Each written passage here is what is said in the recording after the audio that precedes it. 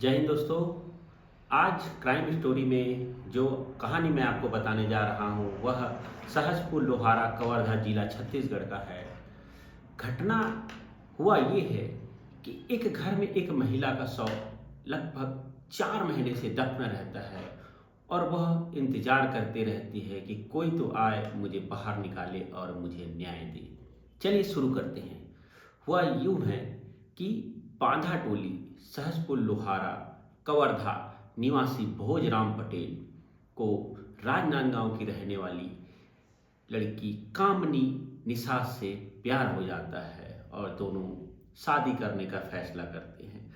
कामनी निषाद अपने परिवार वालों को तो मना लेते हैं, लेकिन भोजराम पटेल जो होते हैं अपनों के घर वालों को कन्विंस करने में नाकाम रहते हैं। फिर भी भोजराम पटेल कामनी निषाद से लव मैरिज शादी करते हैं और कामनी निषाद को अपने घर में ला लेते हैं। शुरू से ही इसके परिवार वाले जो थे कामनी निषाद के साथ शादी के पक्ष में नहीं रहते, फिर भी जब शादी हो जाती है तो अपने घर में रहने लग जाते हैं।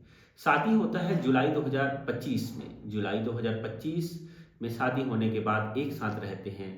सितंबर माह में लड़के को किसी काम से हैदराबाद जाना पड़ता है और लड़का अपने काम से हैदराबाद चला जाता है। तब लड़के के पिताजी जो होते हैं, लड़की का ससुर, घर में कोई ना होने का फायदा उठा के लड़की को पहले एक फसल में डालने वाला कीटनाशक पिला देते हैं। उससे भी मृत्यु नहीं होने पर ससुर के द्वारा लड़की का गला दबाकर हत्या कर दी जाती है और लाश ना मिले इसलिए सेप्टिक टैंक का जो टैंक होता है उसको खोल के आरोपी के द्वारा शव को उसी में डाल के वापस टैंक को बंद कर दिया जाता है।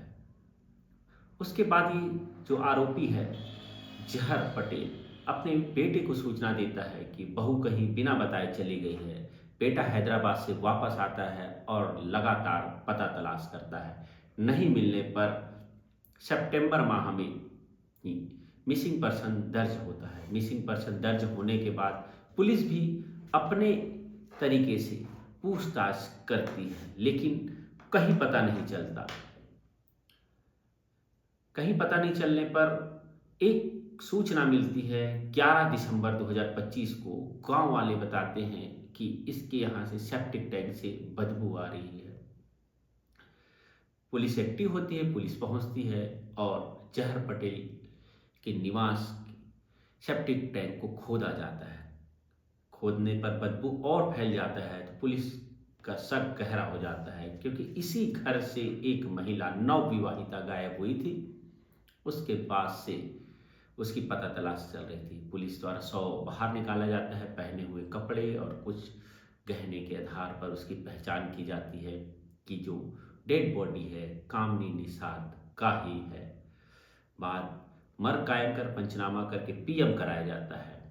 पुलिस मामले को देखते हुए हत्या का मामला पंजीबद्ध कर जांच करती है और परिवार वालों से पुनः पूछताछ की जाती है। इसी क्रम में नवविवाहिता जो होते हैं उसके ससुर से पूछताछ की जाती है, जो पूछताछ के दौरान टूट जाता है और बताता है कि मैं शुरू से इस विवाह के पक्ष में नहीं था।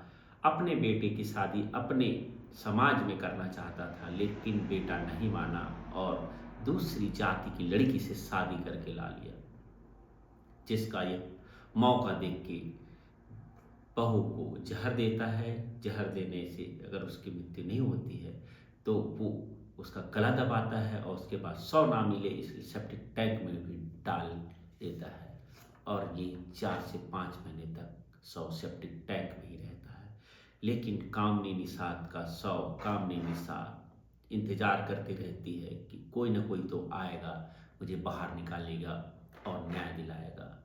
गांव वालों के सहयोग से शव बाहर निकाला जाता है और आरोपी ससुर जहर पटेल को पुलिस गिरफ्तार करती है और जेल भेजती है।